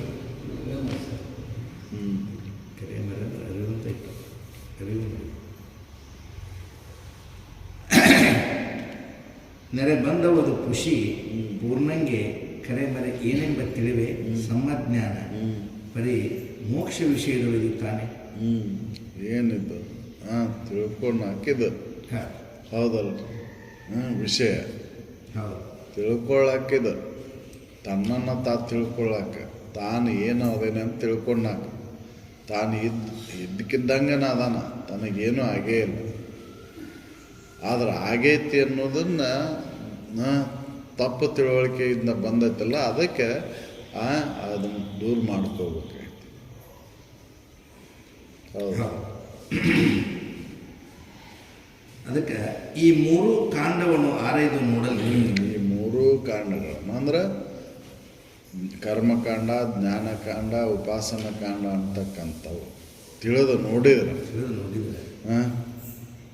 ಈ ಮೂರು ಕಾಂಡವನ್ನು ಆರೈದು ನೋಡಲಿಕ್ಕೆ ತಾಮಸ, ರಾಜಸ, ಸಾತ್ವಿಕ ನಾಮದ ಗುಣರೂಪವೆಂಬ ಅನುಕ್ರಮದಿಂದ ತಿಳಿ ನೀನು.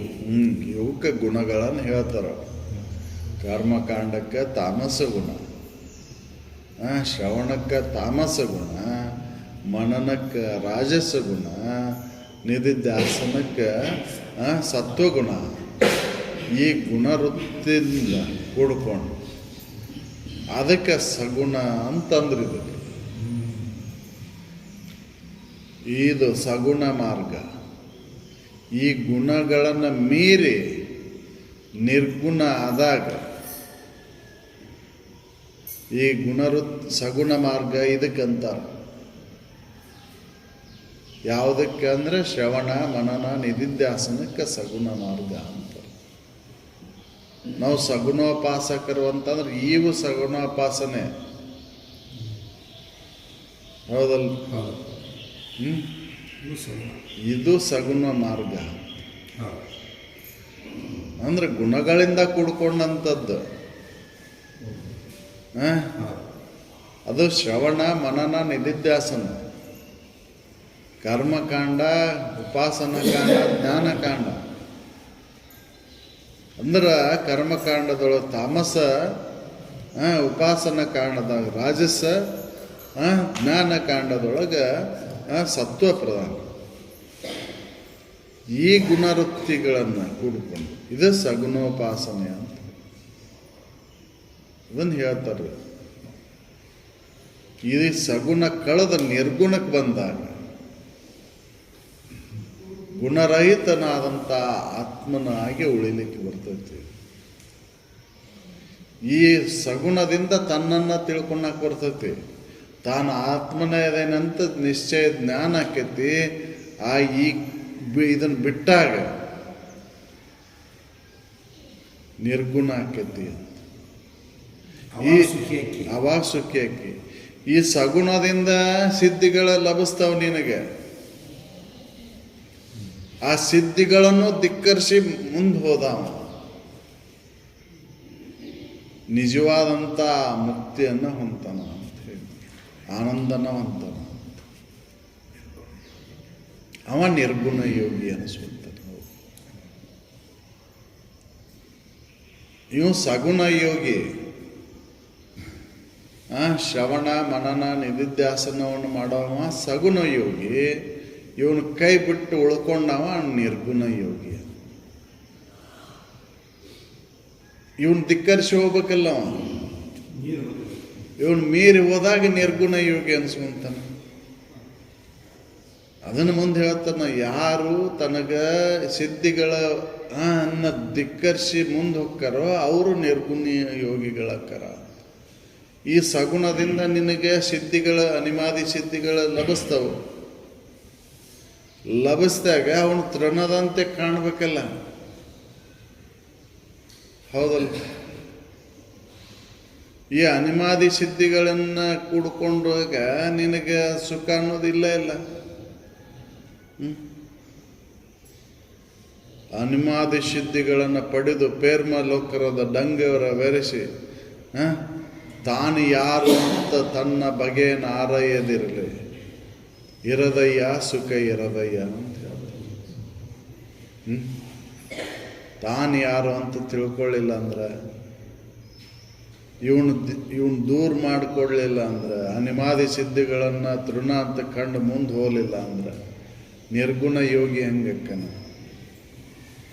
ಹೌದಲ್ಲ? ಇವು ಸಗುಣದಿಂದ ಬರ್ತಾವು ಸಿದ್ಧಿಗಳು. ಶ್ರವಣ ಮನನ ನಿಧಿಧ್ಯಾಸನ ಮಾಡೋದ್ರಿಂದ ಈ ಸಿದ್ಧಿಗಳು ಬರ್ತಾವ. ಹೌದಲ್ಲ? ಈ ಮೂರು ಕಾಂಡವನ್ನು ಆರೈದು ನೋಡಲಿಕ್ಕೆ ತಾಮಸ, ರಾಜಸ, ಸಾತ್ವಿಕ ನಾಮದ ಗುಣರೂಪವೆಂಬ ಕ್ರಮದಿಂದ ಸೋಮ ಸನ್ನಿಧಿ ಹೊತ್ತಿ ಮುಖಿ ತಿಳಿ ನೀನು.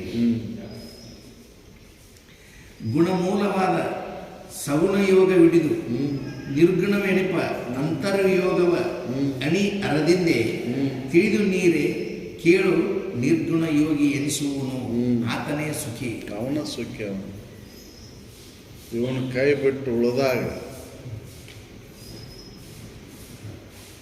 ಈ ಸಗುಣವನ್ನ ಕೈ ಬಿಟ್ಟು ಉಳಿದಾಗ ಅವನು ನಿರ್ಗುಣ ಹೊಂತಾನ.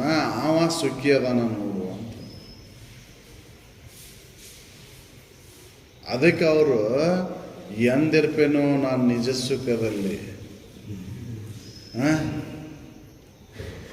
ಈ ಸಂಶಯ ಅಸಂಭಾವ ವಿಪರೀತ ಭಾವವನ್ನು ತೊಲಗಿಸ್ಲಿಕ್ಕೆ ಬೇಕಾದಂಥ ಶ್ರವಣ ಮನನ ನಿಧಿಧ್ಯಾಸನಗಳ ಹುಲುಬಿಲ್ಲದೆ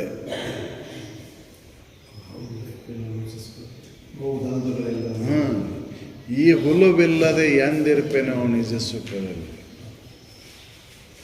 ಸಂಶಯ ಅಸಂಭಾವ ವಿಪರೀತ ಭಾವವನ್ನು ಹೋಲಾಡಿಸ್ಕೊಳಕ್ ಬೇಕಾದಂಥ ಈ ಕರ್ಮಕಾಂಡ, ಜ್ಞಾನಕಾಂಡ, ಉಪಾಸನ ಕಾಂಡದ ಹುಲುಬಿಲ್ಲದೆ ಅಂದ್ರೆ ಶ್ರವಣ ಮನನ ನಿಧಿಧ್ಯಾಸನಗಳ ಹುಲುಬಿಲ್ಲದೆ ಎಂದಿದ್ದೇನಪ್ಪ ನಾನು ನಿಜ ಸುಖದಲ್ಲಿ ಅಂತ ಉತ್ಕಟ ಇಚ್ಛೆ ಆಗ್ಬೇಕಲ್ಲ. ನಿರ್ಗುಣಕ್ಕೆ ಹೋಗ್ಬೇಕಲ್ಲ. ಹೌದಲ್ಲ? ಅವನ ಸುಖಿ ಅದಾನ ಅಂತ ಹೇಳ್ತಾರೆ.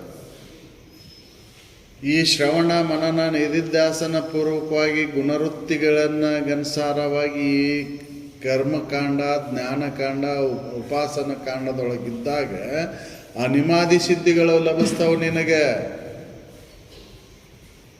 ಅನಿಮಾದಿಗಳ ಸಿದ್ಧಿಗಳನ್ನು ಧಿಕ್ಕರಿಸಿ ಹೋಗ್ಬೇಕಲ್ರಿ, ಅವ ತೃಣದಂತೆ ಕಂಡು ಹೋಗ್ಬೇಕಲ್ಲ. ಅವನ ನಿರ್ಗುಣ ಯೋಗಿ ಅನಿಸ್ಕೊಂತಾನ ನೋಡು. ಹೌದಲ್ಲ?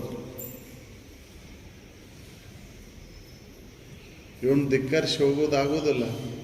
ಮರವೇ ಸಂಶಯ ವಿಪರೀತದ ಮೂರು ಕುರು ದೋರಲು ಬಳಿಕ ಅವರಿಂದೆ ಮರವೇ ಸುಶ್ರವಣ ಮನನ ನಿಧಿಧ್ಯಾಸದ ಎರಕವಿಲ್ಲದೆ ಸ್ವತಂತ್ರತೆಗಳು ಹೌದಲ್ಲ? ಎಂದಿದ್ದೇನಪ್ಪ ನಾನು ನಿಜ ಸುಖ. ಸ್ವತಂತ್ರತೆ ಒಳಗಿರ್ಬೇಕಲ್ಲ. ಸ್ವತಂತ್ರತೆ ಒಳಗಿದ್ದಾಗ ಸುಖ ಐತೆ.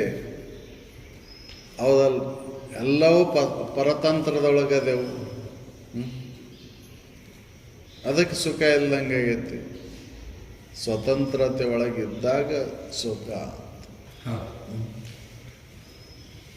ಗುಣಮೂಲವಾದ ಸಗುಣಯೋಗವಿಡಿದು ನಿರ್ಗುಣವೆಣಿಪ ಅಂತರ್ಯೋಗವು ಅಣಿ ಅರದಿಂದೆ ತಿಳಿದು ನೀರೇ ಕೇಳು ನಿರ್ಗುಣಯೋಗಿ ಎನಿಸುವನು ಆತನೇ ಸುಖಿ. ಅವನ ಸುಖಿ.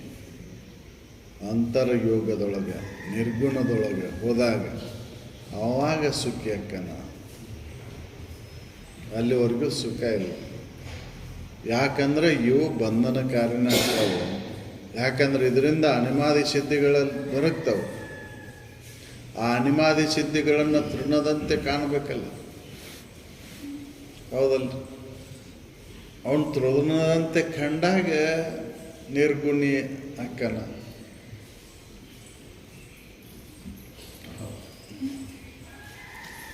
ಅದಕ್ಕೆ ಹೇಳ್ತಾರೆ ಮುಂದವರು. ಮುಂದಿನ ಇದರೊಳಗೆ ಹೇಳ್ತಾರೆ ನುಡಿಯೊಳಗೆ. ಗುಣಯೋಗ ಮಾರ್ಗವನ್ನು ಅಣಿಮಾದಿ ಸಿದ್ಧಿಯನ್ನು ಎನಿಸದೆಯ ಓರ್ಮೆಯು ತನ್ನ ಮನದೋಳು ತರಣದಂತೆ ಕಂಡು ನಿಂದಾತನು ತಾನೇ ನಿರ್ಗುಣ ಯೋಗಿ ಶಿಷ್ಯ ನೆನಪನು ಇಲ್ಲಿ. ಅವನು ತೃಣದಂತೆ ಕಾಣಬೇಕಲ್ಲ. ಈ ಗುಣಮೂಲಗಳಿಂದ ಸಿಗ್ತಕ್ಕಂಥ ಶ್ರವಣ ಮನನ ನಿಧಿಧ್ಯಾಸನಗಳ ಕರ್ಮಕಾಂಡ ಉಪಾಸನ ಕಾಂಡ ಜ್ಞಾನಕಾಂಡದಿಂದ ದೊರಕತಕ್ಕಂಥ ಅನಿಮಾದಿ ಸಿದ್ಧಿಗಳನ್ನು ಮನದೊಳಗೆ ಮನಸ್ಸಿನೊಳಗೆ ತೃಣದಂತೆ ಕಾಣಬೇಕಲ್ಲ. ಅಷ್ಟೊಂದು ದೃಢವಾದಂಥ ವೈರಾಗ್ಯ ಗಟ್ಟಿ ಆದಾಗ ಅವ ನಿರ್ಗುಣ ಯೋಗಿ ಅನ್ನಿಸ್ತಕ್ಕಂಥ ಶಿಷ್ಯ ಅನ್ನಿಸ್ಕೊಂತಾನ. ನೋಡು, ಅವನ ಸುಖವನ್ನು ಹೊಂತಾನ, ಅವನ ಸುಖಿ. ಹೌದಲ್ಲ? ಅವನ ಸುಖಿ.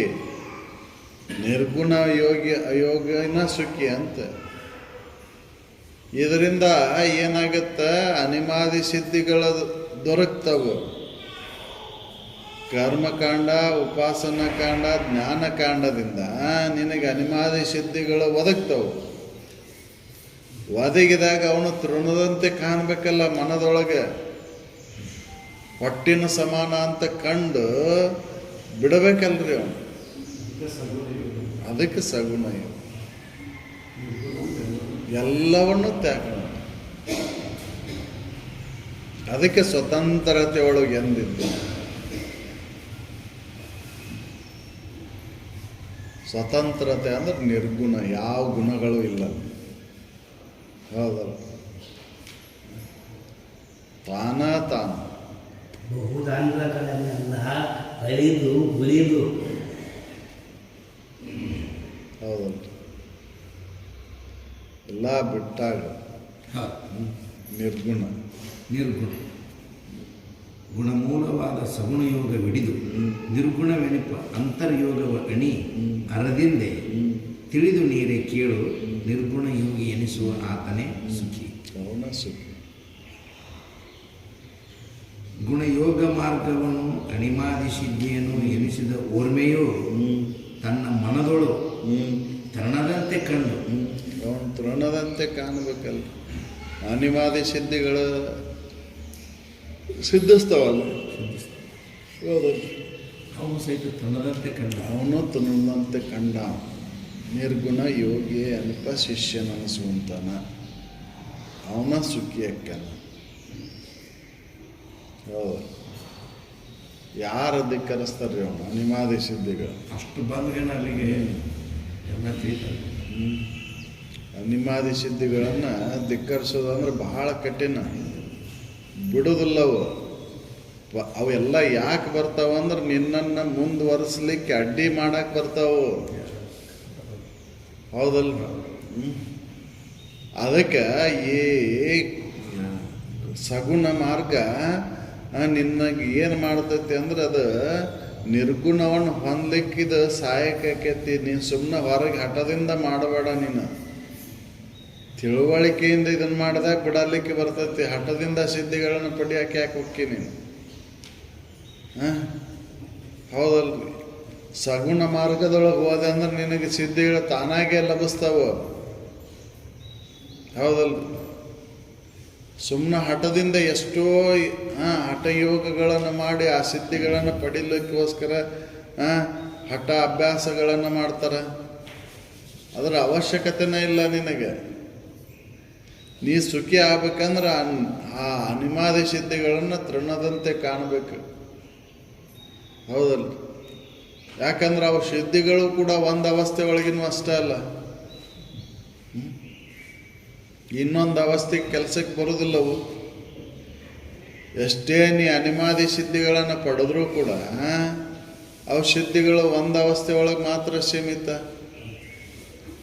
ಅನಿಮ ಇರ್ಬೋದು, ಮಹಿಮಾ ಇರ್ಬೋದು, ಗಿರಿಮಾ ಇರ್ಬೋದು, ಅಷ್ಟಮ ಸಿದ್ಧಿಗಳು ಇರ್ಬೋದು. 4 ಸಿದ್ಧಿಗಳು ಎಚ್ಚರಿಕೆ ಅವಸ್ಥೆ ಮಾತ್ರ ಸೀಮಿತ ಅದಾವು. ಅದಕ್ಕೆ ಜ್ಞಾನಿಗಳು ಅನ್ನಿಸ್ಕೊಂಡರು, ನಿರ್ಗುಣ ಯೋಗಿಗಳು ಅನ್ನಿಸ್ಕೊಂಡರು. ಅವನು ತೃಣದಂತೆ ಕಂಡ್ರವನ. ಅವೇನು ಬಿಡುವಂತ ಸುಳ್ಳದಾವು, ಅವು ಕೂಡ ನನ್ನ ನಿಜ ಸ್ವರೂಪದಕ್ಕೆ ಹೊಂದಲಿಕ್ಕೆ ಕೆಲಸಕ್ಕೆ ಬರುವುದಿಲ್ಲ ಅಂತ ಕೈ ಬಿಟ್ರವ್ರು. ಸಗುಣವನ್ನು ಕೈ ಬಿಟ್ಟ ನಿರ್ಗುಣವನ್ನು ಹೊಂದಿ ಅಸುಖಿಗಳಾದ್ರವ್ರು,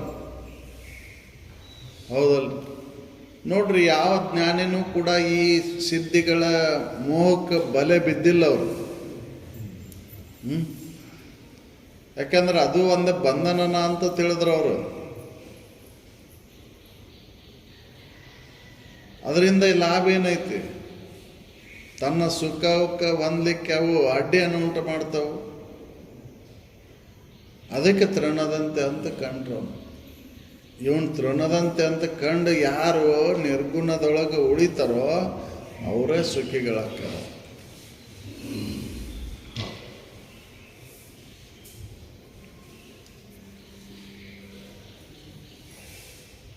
ಗುಣಯೋಗ ಮಾರ್ಗವು ಅನಿಮಾದಿ ಸಿದ್ಧಿಯನ್ನು ಎನಿಸದೆ ಓರ್ಮೆ ತನ್ನ ಮನದೊಳು ತೃಣದಂತೆ ಕಂಡು ನಿಂದಾತನು ತಾನೇ ನಿರ್ಗುಣ ಯೋಗಿ ಶಿಷ್ಯನ ಎನಿಪನು ಇಲ್ಲಿ.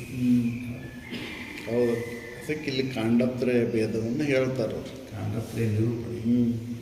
ಕಾಂಡತ್ರಯಗಳನ್ನು ಜ್ಞಾನಕಾಂಡ, ಉಪಾಸನ ಕಾಂಡ, ಕರ್ಮಕಾಂಡ ಅಂದರೆ ಏನು ಅನ್ನೋದನ್ನು ಹೇಳಿದರು. ಕರ್ಮಕಾಂಡ ಅನ್ನೋದು ಶ್ರವಣ, ಉಪಾಸನ ಕಾಂಡ ಅಂತಕ್ಕಂಥದ್ದು ಮನನ, ಜ್ಞಾನಕಾಂಡ ಅಂತಕ್ಕಂಥದ್ದು ನಿಧಿಧ್ಯಾಸನ. ಇವು ತಮ್ಮ ರಜೋ ಸತ್ವಗುಣದಿಂದ ಕೂಡ್ಕೊಂಡು ಅದಾವು. ಅದಕ್ಕೆ ಸಗುಣ ಮಾರ್ಗ ಅಂತ ಹೇಳಿದರು. ಇದನ್ನು ಕೈ ಬಿಟ್ಟು ತಾನಾಗಿ ಉಳ್ಕೊಂಡಾಗ ಸ್ವತಂತ್ರತೆಯನ್ನು ಉಳ್ಕೊಂಡಾಗ ಅದು ನಿರ್ಗುಣ ಅನ್ನಿಸ್ತತಿ. ಸ್ವತಂತ್ರದ ಒಳಗೆ ಯಾವ ಗುಣಗಳು ಇಲ್ಲಲ್ಲೇ, ಹೌದಲ್ಲ? ಗುಣಾತೀತ ಐತದು. ಅದಕ್ಕೆ ನಿರ್ಗುಣ ಯೋಗ ಅಂತಂದು. ಅದರಿಂದನ ಸುಖ, ಹೌದಲ್ಲ? ಅದಕ್ಕೆ ಕಾಂಡತ್ರಯಗಳ ನಿರೂಪಣೆ ಮಾಡಿದ್ವಿ. ಹೌದು, ಕಾಂಡತ್ರಯ ನಿರೂಪಣೆ. ಇವು ಪ್ರಮಾಣಗಳು ಅನ್ಯಕ್ಕದವು ಹೊರತಾಗಿ ಅಧ್ಯಾತ್ಮದೊಳಗಿಲ್ಲ, ತನಗಿಲ್ಲ ಅಂತ ಹೇಳ್ತಾರೆ. ತನಗೆ ಅನ್ಯವಾಗಿರೋದಕ್ಕೆ ಇವು ಅದಾವ. ಅಜ್ಞಾನ ಅವರ್ನ ವಿಕ್ಷೇಪ ದೋಷಗಳನ್ನು ಕಳ್ಕೊಂಡಾಕ ಇವು ಕಾಂಡತ್ರಯಗಳು. ಇವನು ಬಿಟ್ಟು ಉಳಿದಾಗ ತಾನದಾನ, ಹೌದಲ್ಲ? ತನಗೇನು ಬಾಧಕ ಆಗೇ ಇಲ್ಲ. ಹೌದಲ್ಲ, ತನಗೇನು ಆಗೇ ಇಲ್ಲ. ಹಗ್ಗದೊಳಗೆ ಹಾವು ತೋರಿದ್ರೆ ಹಗ್ಗಕ್ಕೆ ಏನಾರ ಬಾಧಕ ಹೌದಲ್ಲ. ಹಾವಿನ ವಿಷ ಹಗ್ಗದೊಳಗೆ ಸೇರಿಲ್ಲ, ಹಾವು ತೋರಿದಾಗೂ ಸೇರಿಲ್ಲ ಅದು. ಹಾಂ ಹೌದಲ್ಲ. ಹಗ್ಗನ ಐತದು, ಯಾವಾಗಲೂ ಹಗ್ಗನ ಐತಿ. ಹಾವು ತೋರಿದಾಗೂ ಹಗ್ಗನ ಐತಿ, ಹಾವು ತೋರಲ್ದಾಗೂ ಹಗ್ಗನ ಐತಿ. ಹೌದಲ್ಲ.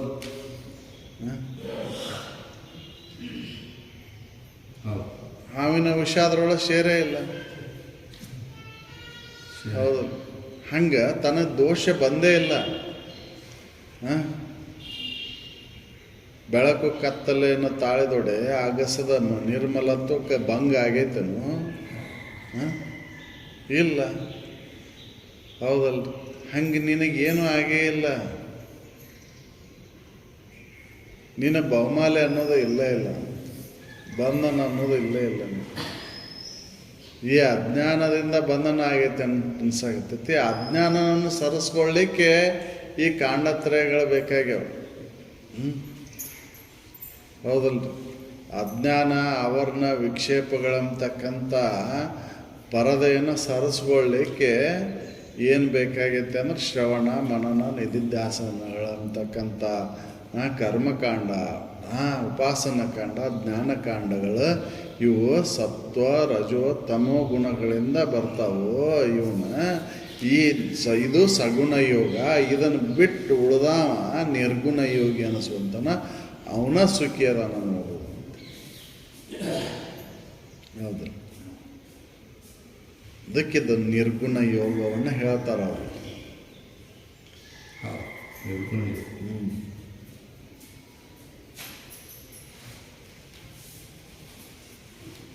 ಕಾಂಡತ್ರಯ ನಿರೂಪಣೆ. ಸಕಲ ಸಾಧು ಸಂತ